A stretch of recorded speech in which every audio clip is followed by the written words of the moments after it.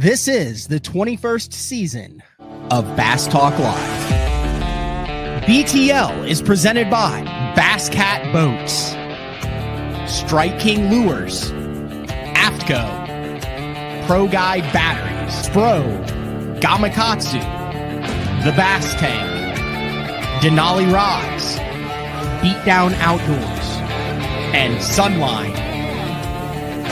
BTL coming at you.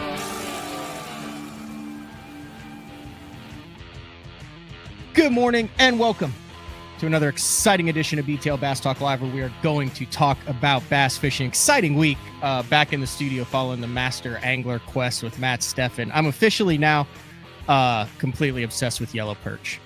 Like, we went out in Wisconsin, caught my personal best yellow perch, 14 and a half inch, 1 pound, 13 ounce yellow perch. And then I got some messages from other people.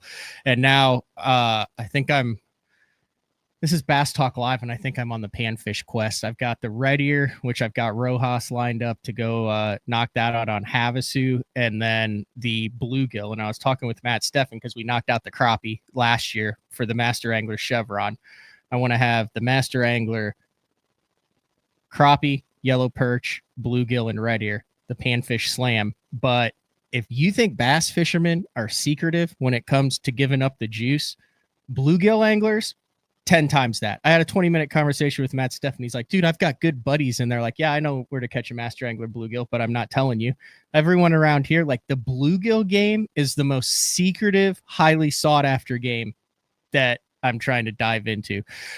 It's the truth. I say that to say, in the next couple of weeks here, we'll be kicking off CTL Crappie Talk Live. Zeke Anderson, big in the crappie game, is going to be we're going to have a meeting on Thursday, and then working with One Standard, the new crappie company that's out. They got all sorts of cool stuff going on there, where you can go to onestandard.com and like submit your pictures and things like that to win free stuff, but also working with Jeremy Lawyer, some of the guys who really crappie fish. Along that lines, one of the best crappie lakes in the world is Lake Guntersville. And I will be going to Lake Guntersville this winter to film some CTL content.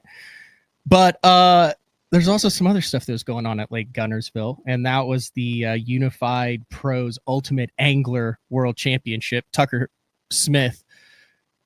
I mean, the more zeros you put in the tournament, the more Tucker Smith is going to beat you by.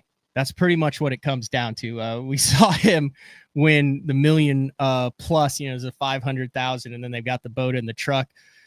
I mean, the kid's 24 years old, and he's won like 600,000 in that. He wins 510,000 in this one, but some really familiar names there, some locals at the top, but a big comeback. And we've got two guys on from Lake Guntersville right now, Randy and Laker Howell. Randy Howell, third place finish in that. What was that? 80 grand, 70 grand, Randy? 80 grand for third place, man. I feel like I won a big tournament. I'm as excited as Tucker almost. Yeah, that was cool. It took and congratulations. We got Laker Howell, Randy Howell. Figured we'd have the father-son on.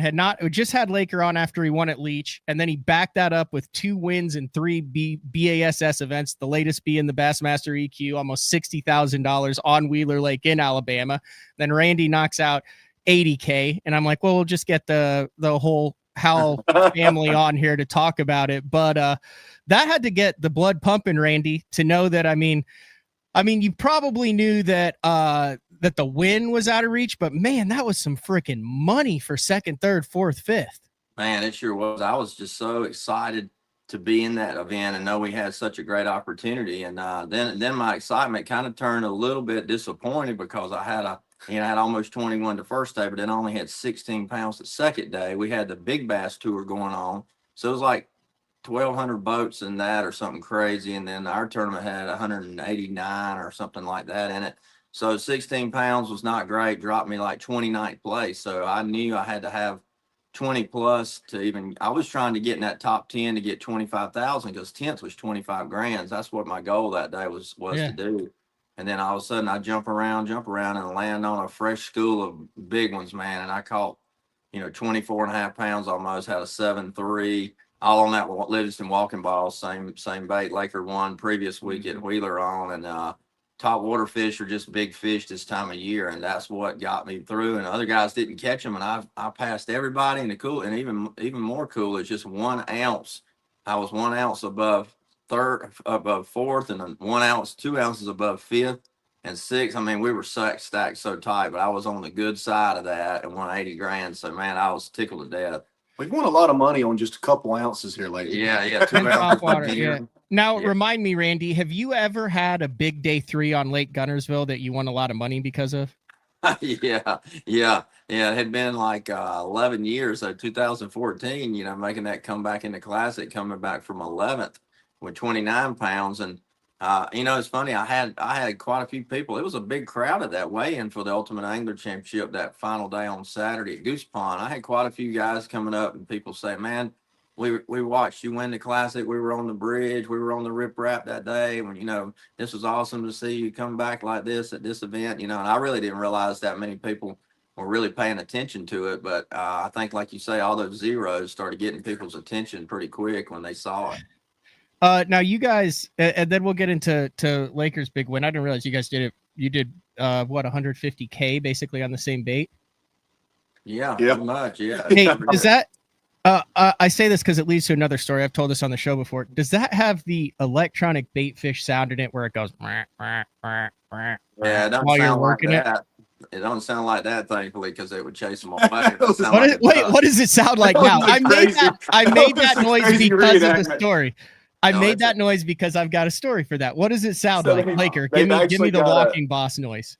They've actually, I can't do it. Because it's really crazy. They've actually got a university in Texas that did these huge studies Texas on State, Texas State University. Texas State University. So Texas State University did this huge study on what different aquatic life sounded like under the water when it was in distress, when it was just normal, whatever. So they bought all the distressed actual recordings. So like they had a crawfish underwater, right? So they moved the rock over and freak it out with a microphone in its face. Yeah. Like a whatever that hydro noise wave in was. the bait. Yeah.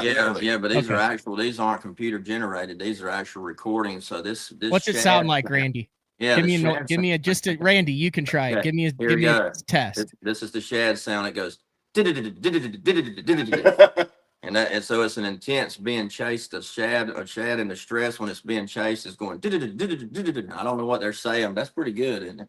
Yeah. And that sounds That pretty was good. that was money. All I know is they bite it. They hit it so hard. I had that 7-3 jump completely. I paused. I was working it over grass, holes in the grass, and I paused it and click, and all of a sudden that 7-pounder jump way up high and come down, and it was such a long cast. I said, "Oh my God!" I told my marshal, I said, "Was that a bass?" Because it looked like a big pike or muskie. You know how they jump out of the water up north down on something.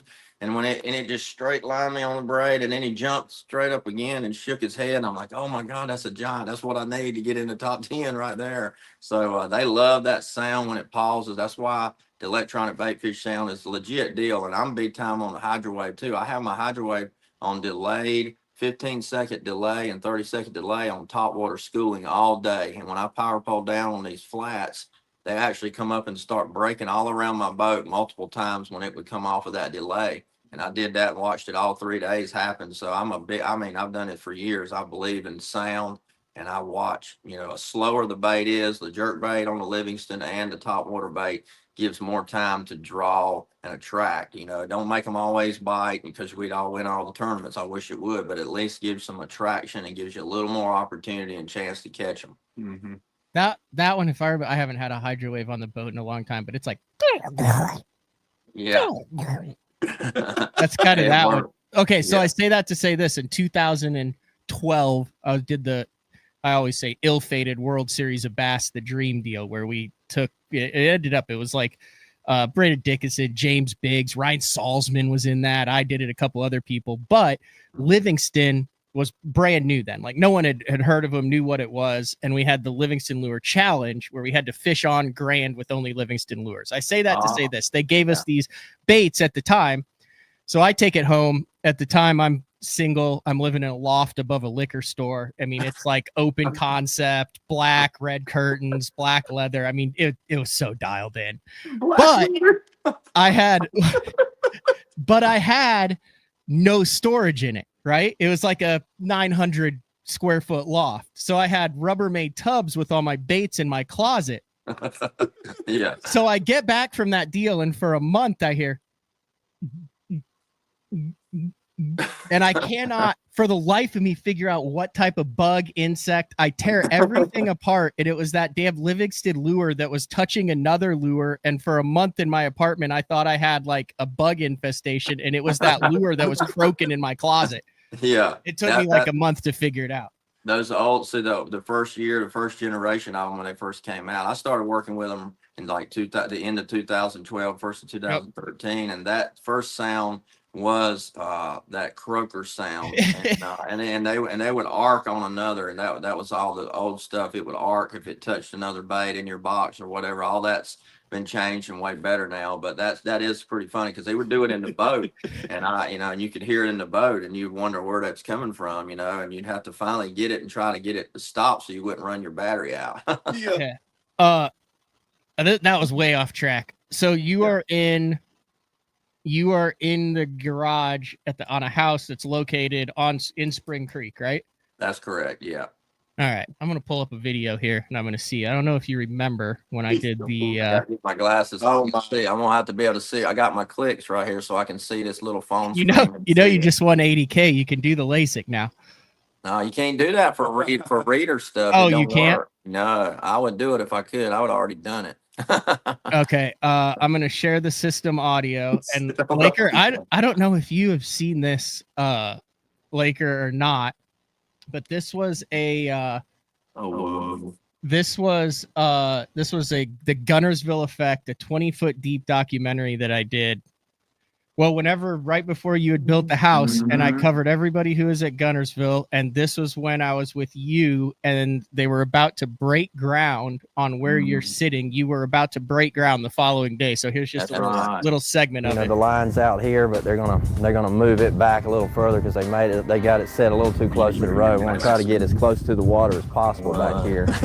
It sounds like a fairy tale, but I mean, right straight out there, I can see it. A quarter of a mile from right here is when I heard the voice that day leading me back here again, and I came back and caught the 6 1/4 pounder and threw back a 5 1/4 that I won the Classic by 1 pound. If I hadn't made that move, I wouldn't have won that day, and that's the amazing thing about it. And I'll be able to see that right out off my boathouse, right out there. So I mean, you couldn't script that any better, and that's kind of the way this whole story has been. We'll just keep it rolling because this is cool. We talked about it a little bit. This is Spring Creek and the Highway 431 bridge over here, and this is the bridge right as pre-spawn was coming around. Randy Howell made a conscious decision to come back here and fish that for the day. The whole entire bridge area was just packed with fans, packed with his family. Even his kids was out here.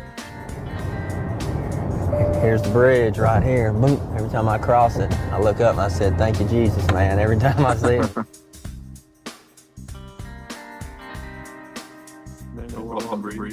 Yeah. I had so many great spectators here that day that a few of them would come down when it would be a lot of people. Sometimes guys would come down right on the corners, and other people would watch out for him. They'd say, "Hey man, come up here, he's catching fish." So they'd all back them off, casting across these corners, catching them, every cast. It was unbelievable how many fish. Probably over 100 bass that day I caught, from 100 yards that way to 50 yards that way. Anyway, there you go. I thought that was pretty cool, but starting that, like, you guys are, it's just crazy. Like, I was like, I think we went to the plot of land where it was. So you're literally sitting right now, you and Laker sitting where I filmed that. Yeah, that's right. We built the house first, and the boathouse and all that, and I built this garage separately in 2020 when he kind of was getting into fishing and getting out of high school and getting into tournaments and had a boat, and we needed more space. So I built this garage. It's a 30 by 60 and turned into a really good man cave garage for 2 trucks and boats, or 4 boats. You can get in here. So it's a cool place to be now. All right, let's talk about your latest win. We had you on after Leech Lake.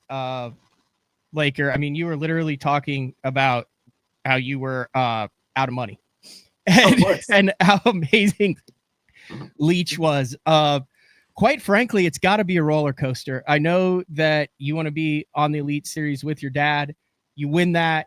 you go to the EQs, you had a great year, then a very subpar Champlain to kick off the EQs after the 0.0, and then you come back and you win Wheeler. And I would imagine that tournament itself had to be a roller coaster. I didn't think there was a chance in hell anybody was going to catch Matt Adams after I saw what he had the first couple days and how good he is on Wheeler. I even talked to Matt Adams, and he was like, I didn't think there's any way in hell Laker was going to catch me after the first 2 days that I had. And it was kind of a similar Leech Lake deal almost, to where you just went out, you took care of your business, and all of a sudden you're holding the trophy. Is that a fair assessment of how that went?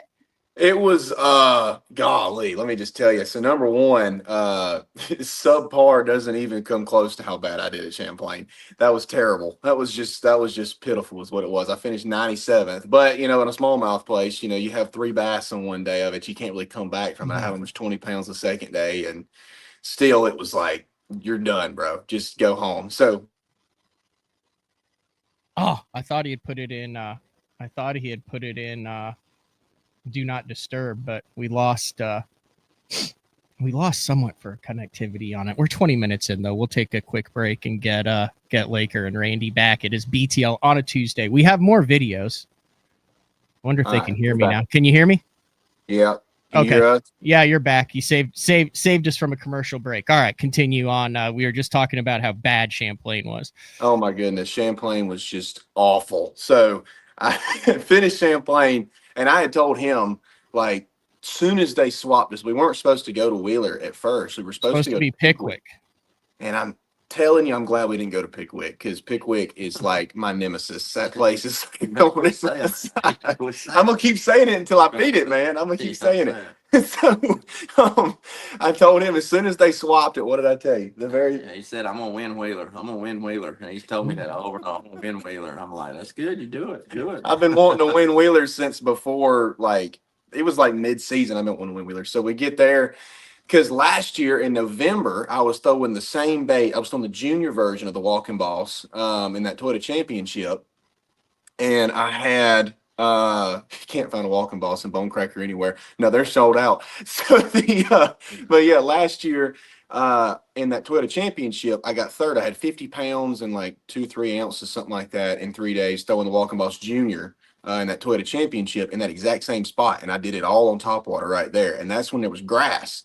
So, pausing that bait. And that year, the sound is the only reason. I had probably 18 boats come through that area in 3 days that I was sharing it with. And I never left. I'd see one come up, they'd miss a shad or something, and you'd sit there and they'd stay in their little grass spot like a frogfish would, and you could just throw that Walking Boss at them. I threw the same cast 20 plus times at almost every fish I caught. I just keep throwing right at them, and they finally come up and get it. So this time I'm thinking, oh man, well I'm gonna go back in there and do it again.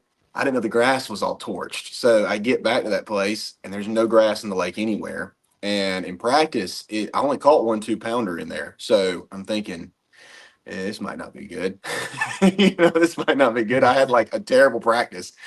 Tournament rolls around. I get in there. There's one guy in there, and he did really good in the tournament too. But he was scoping the middle out there. There's a hole in there, and he was scoping. So I come in, and 9 o'clock. The only bass I did not catch on topwater in that tournament was the very first one. The only reason I stayed in there, I'm going around and around and around, and by 9 o'clock I ain't had a bite yet. I'm just trying to catch a limit in there, and I'm like, yeah.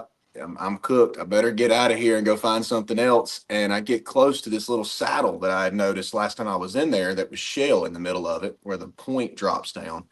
And fired my chatterbait over there. It's the only fish I caught on. I fired chatterbait over there. It lands.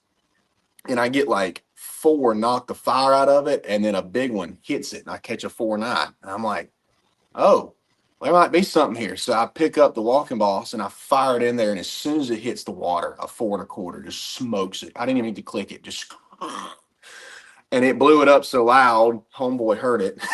So, then he sees they're biting. So I caught 21.6, I think, that first day, in like an hour. I mean, it was like quick. So then I left, shouldn't have left. And we both had a big bag that day that was in there. And then day 2, I didn't leave the spot, and I would have left. I'm glad he was in there with me, because if I hadn't been playing defense, I would have left, and that 25 bag probably wouldn't have happened, because by the time I hit 23 pounds in there, I caught that by like 10 something on that walking ball. So I got in there. I didn't even pick anything else up. I just started bombing it because I knew how big the big ones were that were eating it. And I get to like 13 pounds, and the camera boat's over there. Tucker Smith's the camera boat, of all people. It was so funny. Tucker Smith's over there, and he's got Chase, the camera guy, and they're both like this. They're just bored because I only got 13 pounds. I ain't had a bite in like an hour.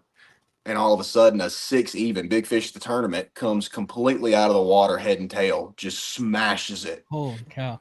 And when I got it in the boat, dude, I grabbed it, and the hook fell out of his mouth. It was hooked on the top of the head with the back treble hook, barely stuck. And Chase, the camera guy, I don't know if you saw the picture or not on Bass, but the hook in the top of his head was like skin hooked. And Chase yells over there at me, dude, I don't know how you landed that fish, because he was looking back at the picture he got. He was freaking them both out. So after all that, I sat there, camera boat leaves, it's like 11, and here we go. Yeah, you can keep talking. I just throwing up. That's a video day today. Yeah, so it's like oh gosh. Yeah. That was that 5 pounder. That's the third day. Oh my gosh. That was the first bite I got 10 minutes in. Oh, that's the worst, when you know you have to belly land a triple treble hooked topwater fish. Oh, that was perfect too. It was on the top. You had the bottom lip there and everything. Like you could not have asked for a better hooked topwater fish, because I'm assuming that's on grade too. So I mean, you have zero room for error on that. Oh, dude, yeah. Man, I love that video. When you reach for the pliers on a topwater, you know that you're throwing the right bait. Yeah. Anyway, continue with the story. I just wanted to throw a little visual in there.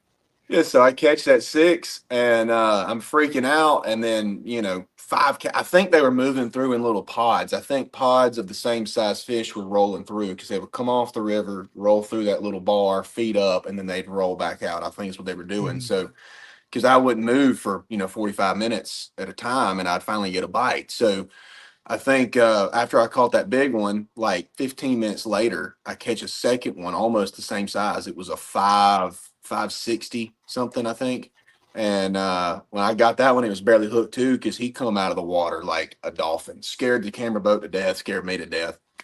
And after I caught it, I had 23, and I'm thinking, gosh, it's 11 o'clock. I could save these fish. Well, I'm looking at the mouth. There's people that are looking at me the whole time, so I know they're going to come in if I leave. It's too early. And then, I nothing against anybody else that was in there, but, I don't want to leave. So I just sat there, power pole down. I just stayed there. And about 1 o'clock, I catch 2 4-somethings back to back, cull out both my low 3s. Do you think there were just fish that were rolling through there, and then they wouldn't, and then the gizzards would get up there, and then the fish that were sitting either on the bottom or around it would be like, we can get these, and then they'd roll up and boom. Yeah. So it was just totally a timing deal. It was totally timing. I think it was just random timing, because they would come through, because they weren't actually sitting in the saddle anymore after I'd caught so many over 3 days. I only got 5 bites on the final day. And if you notice, I don't know if you watch that other video, the second clip that Bass has, it's over the drone. So if you watch the drone footage, I didn't know this. This blew my mind watching this video. So if you watch it real close, you can see a 4-pounder right after I caught that 5. They had the drone up. I caught it was a 4.2, and it came up under the bait like for half the cast, and I was bombing it. It did it 4 times. So the fish would come up like he was going to get it, and he'd stop right here, and he'd flash, and he'd go down. And then he'd come back up, and he'd flash, and he'd go down. He did it 4 times. Real fast. Yeah, like real quick. It was just a quick flash under the bait, and finally smashes it. And I never knew he was there until he ate it, Yeah, so it's just crazy to see how far they follow it sometimes. Did you have any flashbacks of 27 years ago, Randy, when you were watching Laker? Yeah, I'm telling you. So you know the story that I won my first major won that FLW tournament there in '98. Is that what you're talking about? You did? No, I didn't know that. Oh, you didn't know the whole story. Yeah, I won my first major tournament that got me out of debt and got me over the hump. when I was 24 years old. He's 24. And the funny story is he texted me at 10 o'clock the night before the tournament started, him and Andrew Banky, his roommate. My God, we don't have the weigh-in for that pulled up, do we? Oh my God, there it is. There it Keep is. going. So he texted me. He said, "Hey, I'm watching your old FLW that you won on Wheeler. You remember how old you were?" And I said, "Yeah, I was 24." He said, "That's right. I'm 24 too." He said, "I'm gonna win this one for you tomorrow. We're gonna both win one at 24 on Lake Wheeler." I'm like, "Oh, that would be so cool." And then darn if he didn't do it. You know? That was on the night before the first day. There it is. Yeah. So we've got, this is horrible audio on this, but I didn't realize that you just crushed Rick Clunn's hopes and dreams in that tournament, Randy. I beat Rick Clunn by 1 ounce, and I stopped at the check-in boat with 4 bass and caught my 5th one on my last cast and barely made it in 30 seconds and won by 1 ounce. Look how crazy this weigh-in was. We watched this video through and Still through. remember I needed 9 pounds, 9 ounces to tie, 9 pound 10 ounces to win, and I had 9 pound 10 ounces. I can still remember it. They weighed 1 to 2 fish at a time, and then once Yeah. they passed the other person, they'd walk off and like wait over there with their blue crash. Oh yeah. Oh, they've done water weigh-ins, 1 fish at a time weigh-ins, round robin weigh-ins. FLW tried everything. Yeah. Here it is. And that's Tommy Sanders in that green shirt. It's on Bassmaster. Yeah. Mark Zona did a thing on there last week. I collabed with him on Bass Nation, and they showed that. Okay. Clip. They did show it. I didn't know. Be honest, I don't watch really like any other podcasts because I do one every day. Yeah, I wouldn't either. There it is. And I remember that's where I became real good friends with Rick Clunn. That was the craziest thing. I respect him so much because he put his arm around me before we went up on the stage. Before we got up there, he said, he's like E.F. Hutton when he speaks, everybody listens. Remember that little commercial from the old days?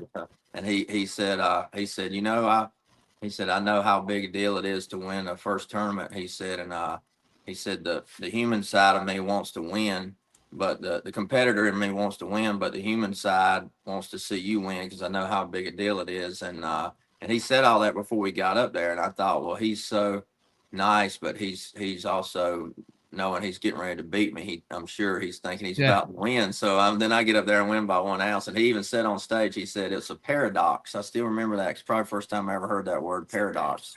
He said it's a paradox. He said he told that. He said, so anyway, man, we became real good, close friends over the years after that. And I respected him so much and still do today. And now he's working with us on Livingston Lures too, which is pretty ironic. Huh. But yeah, no, it's just cool to watch it like on Wheeler that many years later to see. I know. Yeah. And I told Laker the greatest thing ever. We roll I-65 north and south a lot. When you cross that bridge, I looked across that bridge on I-65, Lake Wheeler, Tennessee River.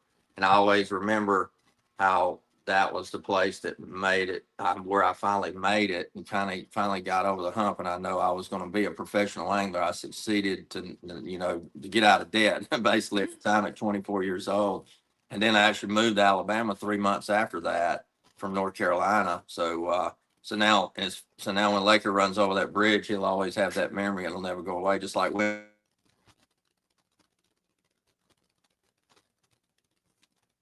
Should come back here in a second.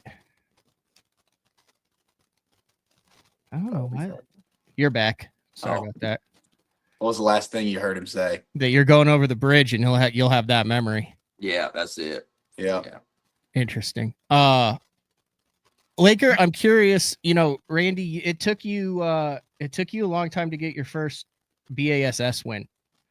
You had this win here. Laker, you've been fishing in this for a while too, but both of you, I'd be interested in hearing both of your takes. What have you learned about what it takes to win at the top at this level? Because I think that's something that a lot of anglers struggle with. And then it does seem like when you win, like you've won 2 out of your last 3. Randy, you've got that. You've won a classic. You've won a big events though. We'll start with Laker.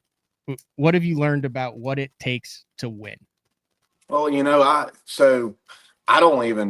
I don't know if anybody really, like the people that don't really follow me along intently, I have literally spent every dime I've got just getting in as many tournaments as possible across the country. Like literally this year, by the time it's all said and done, I will have been after Okeechobee, I will have been in 22 national level events across the country. Whether that's MLF, Bassmaster, Ultimate Angler at Guntersville, any of them, I've been in everything. Last year I was in 21, year before that I was in 19. So, in the last 3 years, I've fished over 60 events across the country, just trying my best. Cause like after the first 2 years of doing it, I realized how hard it was to do good at this, especially when I started, really paying attention to Dad and all the other pros that were really just killing it. And I was like, okay, there's something I'm missing, and it's got to be tournament experience, because when I go fun fishing, I can catch the crap out of them. But when you get in a tournament, it's a little bit different. Yeah. So I really started fishing every event I could, because I feel like if you want to be a good tournament angler, you go fish more tournaments. So I just went full on with that. So I think it takes, I was playing the game of averages. I fished 60 events and I finally won 2 of them, so that average 1 out of 30 is pretty good. Yeah, 1 out of 30 is pretty good. So, that's the game I've been trying to play with it. And I just feel like, I don't know, the thing I've learned the most is that you don't think you can do it until you actually do. Like, everybody shows up to a tournament wanting to win. Obviously, if you don't think you can win,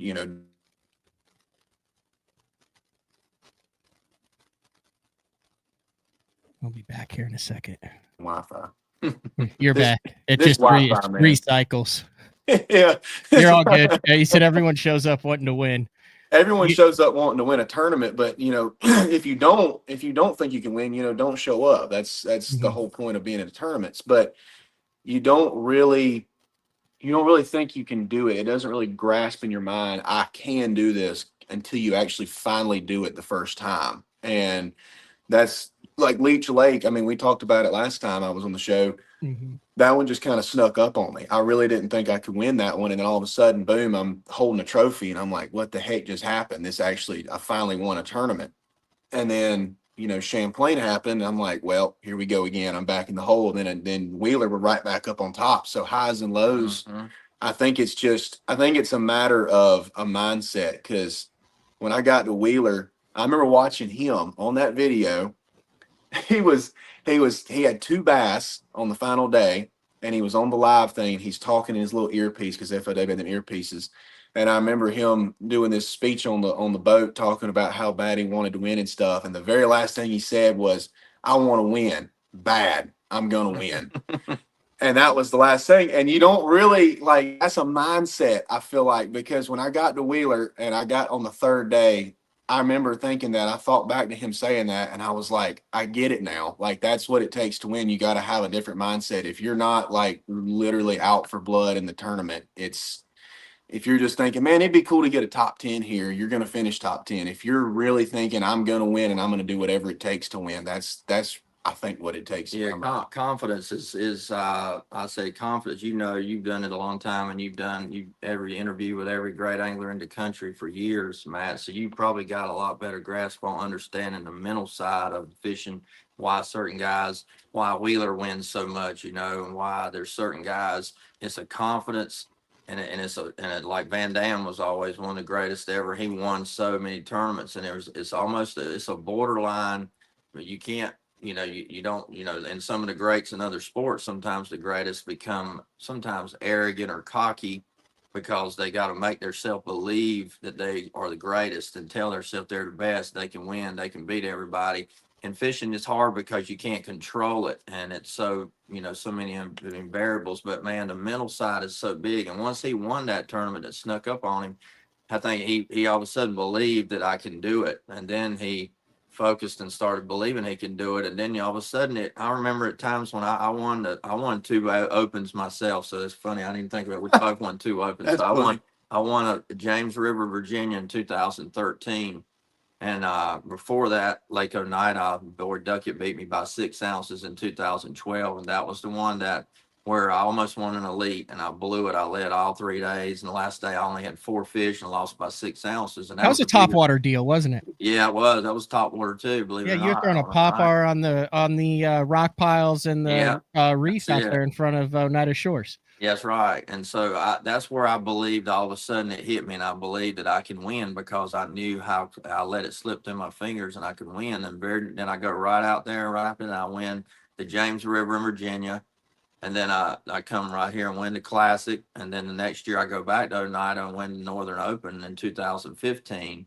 And I got on this little run for like 3-4 years straight where all of a sudden I believed so strongly. I didn't think about anybody else. I didn't think about how good anybody else was or why they were better than me or why they were going to win. I just blocked everybody out and I just floated around like this is my deal. I'm just going to win. And I don't know how to get back there. That's the hardest thing. You come and go in ebbs and flows with the sport, and some of the greatest to do it have had lows and highs, but everybody, mostly it's a lot of emotional roller coaster up and down.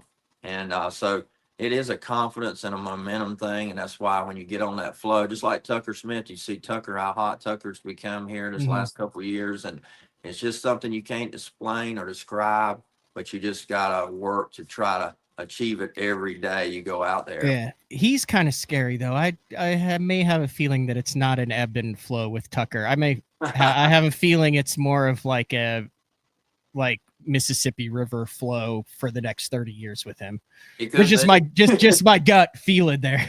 Yeah, But you get people like that. You got Van Dam was that in that generation. Yep. Wheeler's been that in this generation, and now you got Trey McKinney like that, and you got Drew Gill and quite a few like that are doing it, and now and Tucker too. I'm looking at this. Yeah, that 2000, you had that second place in Syracuse, and that kind of closed out 2012. Then here's a 7th, an 11th, a 1st, an 8th, another 1st, and that was all within the next 12 months for you in that end of 12 and through 2013 season. And that was kind of along that same time. I feel like Brent Chapman kind of caught fire too. That was when he had the was it the vegetables wrap, or he had some sort of organic pet food wrap? Yeah, but right. he had that like 1.5-year stretch where he won the Angler of the Year, and it was like he would go out and just the wildest stuff would happen every tournament, and he'd just be like, yeah, well, there you go. That's what happens to me. I can catch him on a spoon when I'm burning it in. And we were but real, best friends. Yeah. We were partners, shared information, and traveled there. And that time our kids were in the campers together, homeschooling on the road. And Brent and me both got on a run. And I think I fed him, I think, more confidence. And all of a sudden, because I got on that run, and then he got on a run, and he kind of fed me confidence. And we both did really good there for a while. And then, man, but that's the thing. If you could just ever figure out how to stay there, it's so hard to stay there when you get more responsibilities, more life happens, and then all of a sudden you don't fish as much. And I feel like fishing more is the biggest key to having that success, because that success breeds the confidence, then confidence breeds success.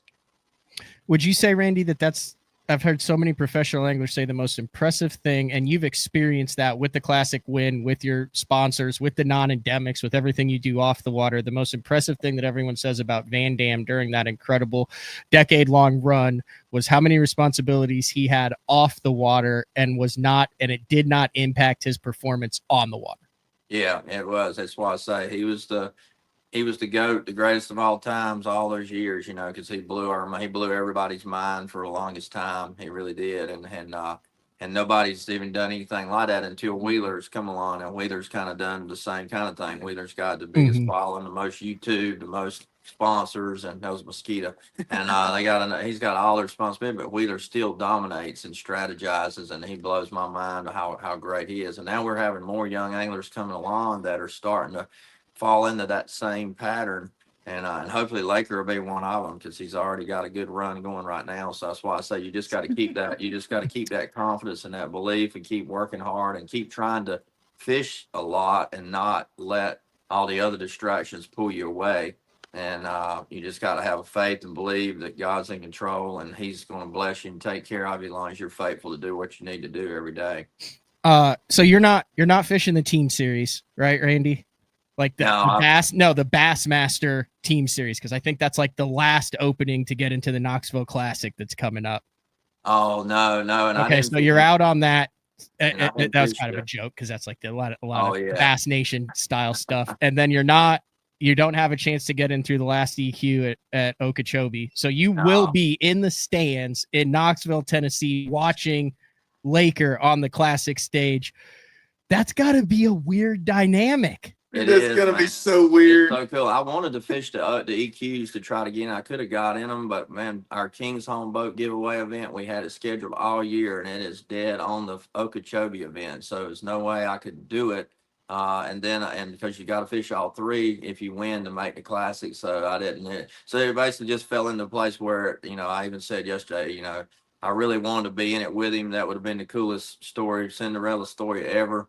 But we'll have our time later. But this year, next year I'm gonna sit there and I'm gonna work the show. Then I'm gonna run in there and I'm gonna watch him and soak it in and just pray. It'd be so awesome if he could win and get that Classic trophy. And nobody since Dion and Guido Hibden, and most of the kids don't even know who that is anymore. We're the only ones to win it, the father and son. So it'd be really cool. I'm gonna really enjoy. I'll be crying every day. It's gonna be bad. Yeah. Your perspective of that, Laker? I mean, you've been in the stands for so many Bassmaster Classic and championship events. Now it's going to be totally reversed. Dude, I don't even know. The poster So got in the garage. He's got this poster. I mean, it's huge. It's like this. It's like half the size of a garage door. It's this big, tarp style poster he's got hanging up in the other garage before we built this place. It's a picture somebody made and it's the picture of going around the arena. I'm up there, with my terrible haircut. Thank the Lord I grew it out.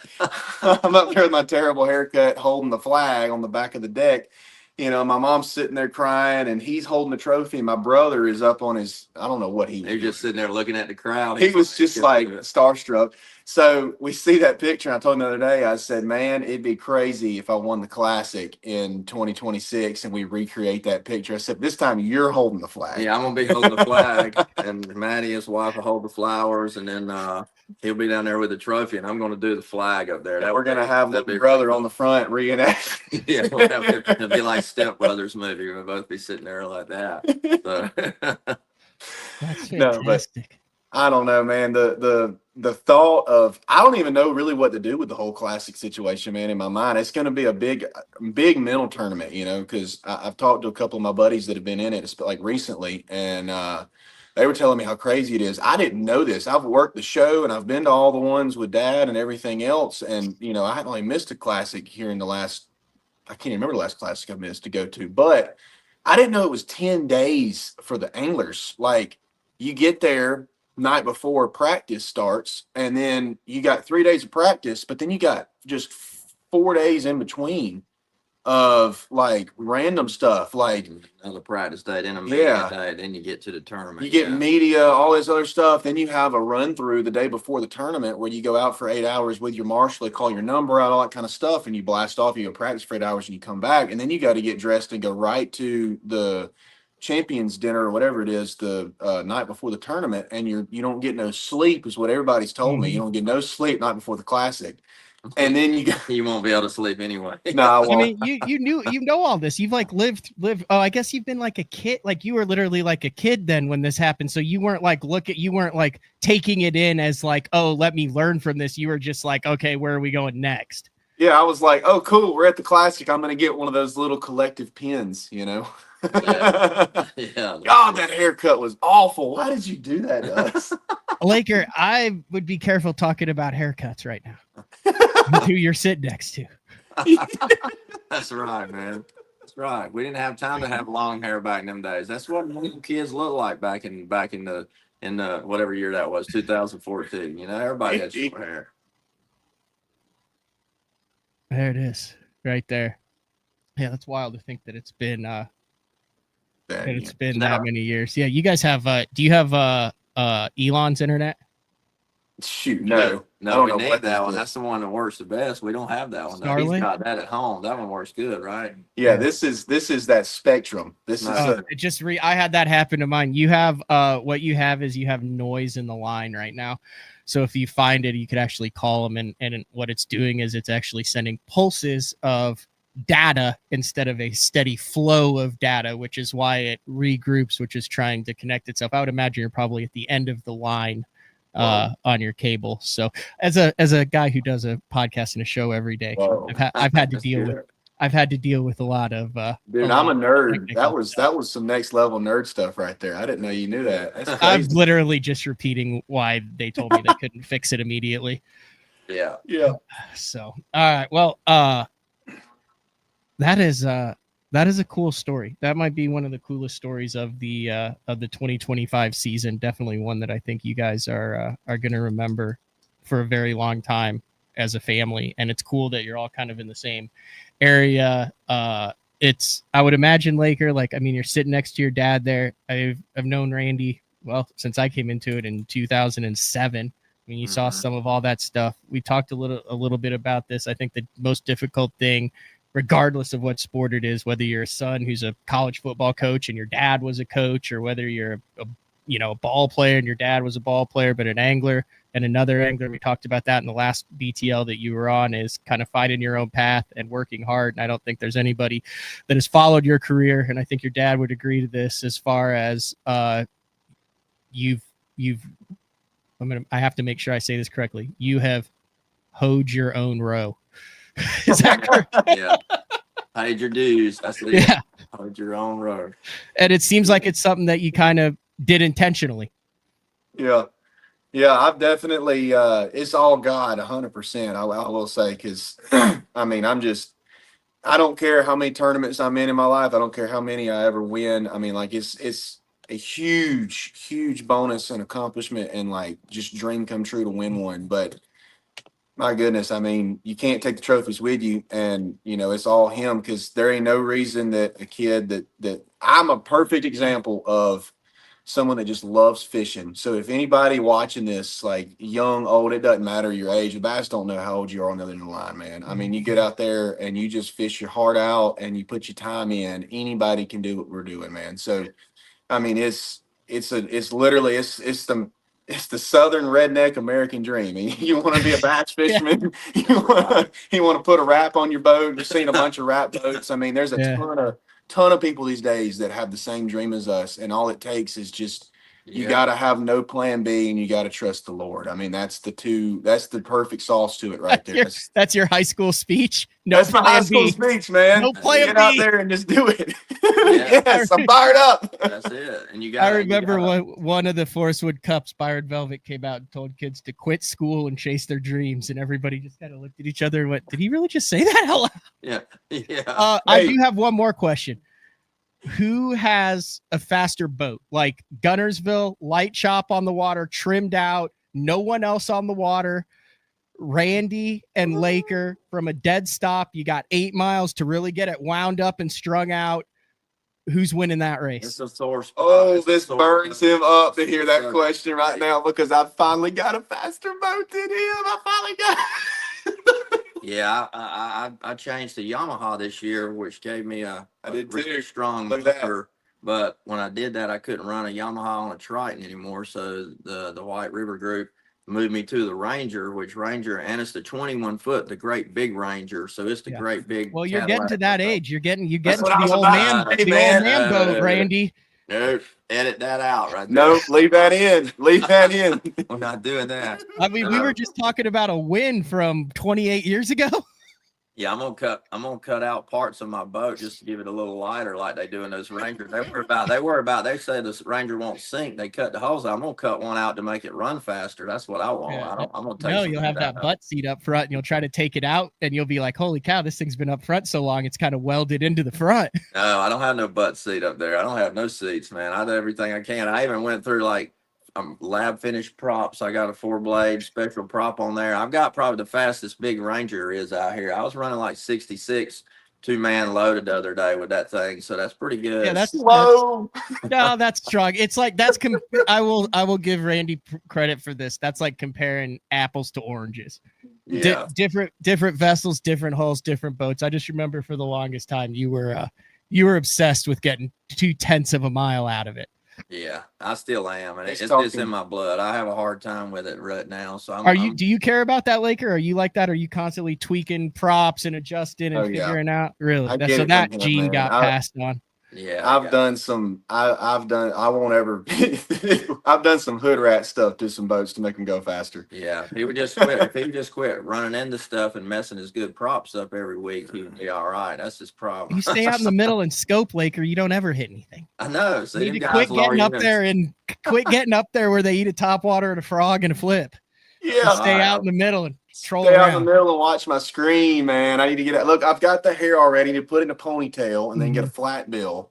And then I need a pair of those Converse shoes, and then that's the scoper starter pack. I won't ever mess up my boat.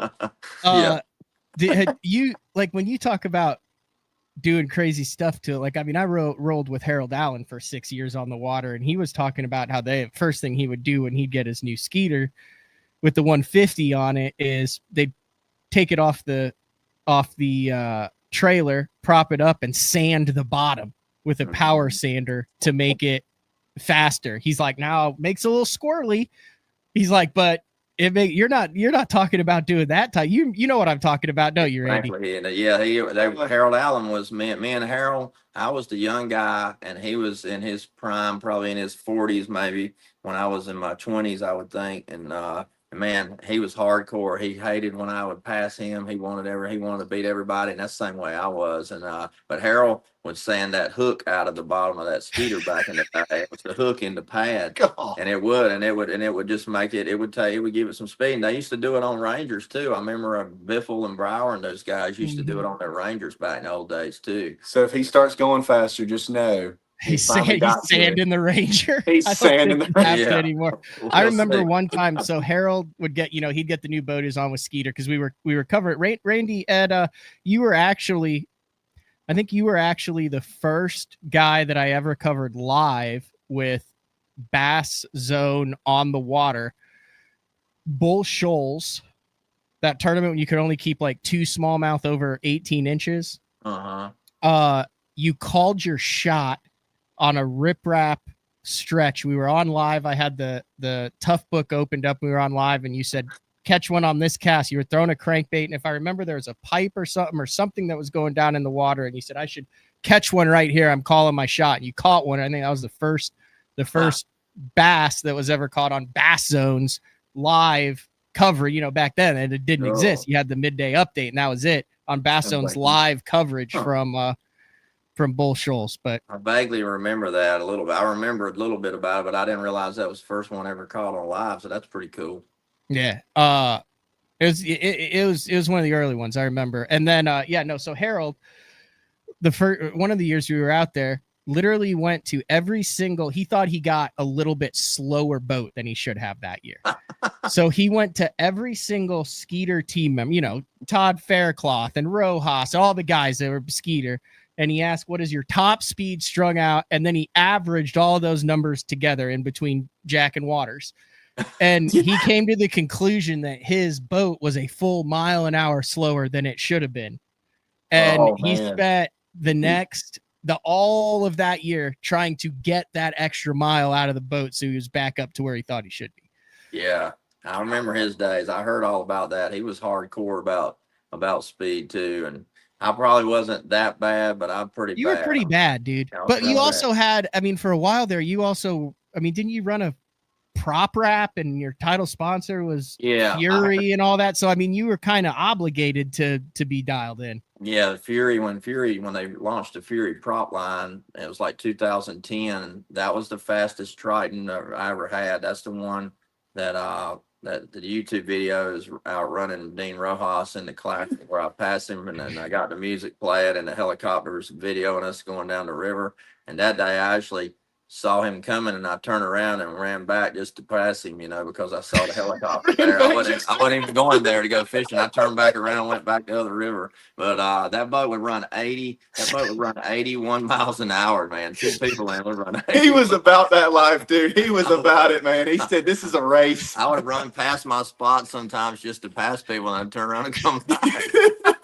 Just because it was feeling perfect. What is the best conditions to run the fastest? Like, obviously down current, but I'm talking about like water wise, what weather, temperature, like what are you looking for to get like this is as fast as my boat will ever get in a neutral setting? You gotta have that good little chop. If you can have about a 10-mile-an-hour chop at your back and run with the wind, that's the best. That's the best of all. If you don't have current in a river, then of course, if you have current in a river, I still remember fishing, being at the Buffalo, New York, on the Niagara Falls River and running toward Niagara Falls in that swift water. My boat would run at 85 miles an hour in that current, and I loved that river so much. I just wanted to keep turning around and going back because I could see my GPS go 84, 85. It was unbelievable. Who's the back. Who's the fastest and cold weather? Like you want crisp in the air, right? I've always heard you don't want it hot and muggy. That's right. You want cool, crisp air. You want a little breeze at your back, and that's the best ideal conditions right there. Who's the fastest opens guy, Laker? Oh goodness, there's a couple of bass cats that are just ridiculous. Besides Teb. Teb's in the Allison. Yeah, he don't count. That don't count, dude. That really don't count. You don't count. And bass cats fly though. They do. Yeah. A lot of them fly. I know. God, what's his dang name? So my roommate Andrew Banky, his boat last year would run 81. And I mean, he would smoke me. I remember at Okeechobee. Not this year. He put on too much mass. Yeah, he's done gotten too big now. He's taking too much protein powder. That added weight slowed him down to 79.9. Yeah, he's done a 7. Yeah, his boat would go that fast. There was a couple of other ones I know that would go, low 80s last year. I think there's 1 or 2 this year because I mean, gosh, it just doesn't seem like it's as big as a thing as it used to be on the Elite Series. Like it used to be like, I mean, granted, you were coming on the tails of of that. Was it the E50 or the World Championship deal where you guys did the boat races and all that? So like there was an emphasis on speed for that event, but it doesn't. I just remember guys always on props and talking about who's the fastest, and the guys with the slow boats would be like, never seen a bass get caught at 75, and then the guys with the fast boats are like, I got 3 before you even shut down, son. Yeah. But it doesn't seem like it's that anymore, Laker. No, I don't really think it is. I mean, nobody's doing. I mean, I was going to tell a story while he was talking too. I remember when I was younger, I'd watch him. He used to be so obsessed with going fast, dude. He would literally. This was some of the stories I've heard too are just crazy. The stuff he would do to go fast. Like he would take all of his tackle out of his boat, right? Because if he was dialed into one thing, he'd take all his tackle out of his boat, and then he would calculate out. And I don't know how you ever did this because I tried this and I about ran out of gas one time. He would calculate out the amount of gas he would need for the places he was going to go in the day. So he would like leave half a tank in his boat for a tournament day and just be like, shoot, if I want to go somewhere else, I ain't going to go because I just want to go faster. Like he would literally time out his gas. And now electronics have killed us on the nose of the boat. So we got so many graphs from scoping up there now. And you got a 100-pound. You found now. I know this is old. Don't get upset, Yamaha. This is old, but I had to show this. So there's the gander boat of Deed Rojas. Look at him running him down. And there's Randy. Here he comes. Him down. I still got the goosebumps watching this right now. Look at this. That was the best feeling ever. Randy's over there waving. Hey. Rojas got mad at me about that too. Look at him. It did, and because he had a fast Yamaha Skeeter was running good. Look at your boat walking. You didn't even care. You were like, I will wreck this thing before I eat it up by then. Look at the graphics back then. I know. Speed mattered though. I mean, I'm telling you, I've had so many tournaments that I've gotten somewhere first. If you can get somewhere first, that's cold weather, 10-mile-an-hour chop behind you. You got out in front and just let it. Yeah. That was eating. I was running 81 right there when I did that. I still remember that. But I might have just lost my guided red ear trip by showing that, but it's okay. Pickwick Wilson. I locked through, and we had to race to get to that Wilson Wheeler Dam in the open. I finished second again to Boyd Duckett. Only 2 times I've ever finished second. Boyd Duckett won both. I was crazy. So I leave that lock, and I took every bit of tackle out, had all the gas out because everybody was trying to get to the tail race water in that one spillway, and I had everything out of my Triton, and we come out of there, and there was all kinds of boats trying to race it there, and you got a 15-mile run to get there, and I outrun everybody there and got there every day, and almost won that tournament. Would have won the tournament. It wasn't for, God rest his soul, my buddy Dave Smith that's not around anymore. Dave got up there and was bumping boats with me, and Dave was wanting to catch fish so bad I let him throw in there and catch a couple, and then I lost by a few ounces, and I lost a ducket in that one. But that was a boat race deal. Big Dave is still with us a little bit in spirit. If you turn that trophy over, both of the trophies that you've won this year, Laker, you'll see MTM recognition on the bottom, and that's Big Dave's company right here out of Oklahoma City. Yeah, so. He was our buddy. That's so cool, man. Yeah, I got to fish his private lake with Jared Miller one time. Oh my God, I always wanted to do that. I always and wanted to. everything you could imagine. Like, we got on the lake and there's some like timber and grass, and I asked Miller, I'm like, all right, what are we doing? And he's like, casting. And I was like, what do you mean? He's like, the pattern is casting. Like, if you hit water, you're good. And I mean, he was dead on. He was dead on right. Like, we put the boat in. Big Dave had he had two completely rigged out Rangers. He had a Jeep that had 7 miles on it, that had a front tow hitch on the front of it so you could drive it down.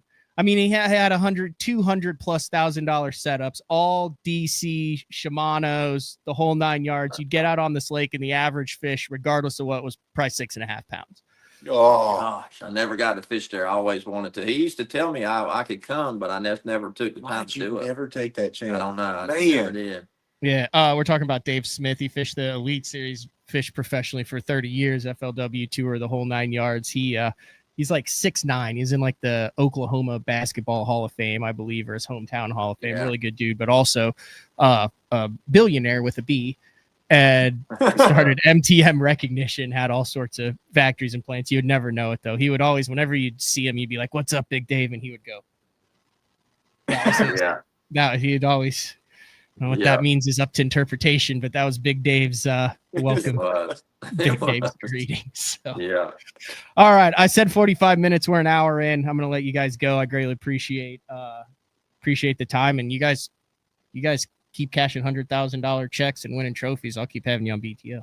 Sounds Man, good. I appreciate you having us on there, man. It's always fun, man. You keep up the good work. We'll see you on the water. Sounds good. All right. See you guys. See ya. Laker and Randy Howell. We'll take a break. When we come back, wrap things up on a Tuesday here. Bass Talk Live, October 14th. The new Puma STS has been redesigned from the ground up. With the angler, design, function, and performance in mind, nothing on this new offering was compromised, and the only thing carried over from the previous version is the name. Based on the Soft Touch series hull that started with the flagship Jaguar, this new model is nimble and performs incredibly well at all speeds with either a 250 or 300 horsepower engine. Featuring a new 96-inch wide-body footprint, this hull measures out at 20 foot 7 inches in length. Industry-leading design coupled with tournament-winning performance. The Puma STS from Basscat. Feel the rush.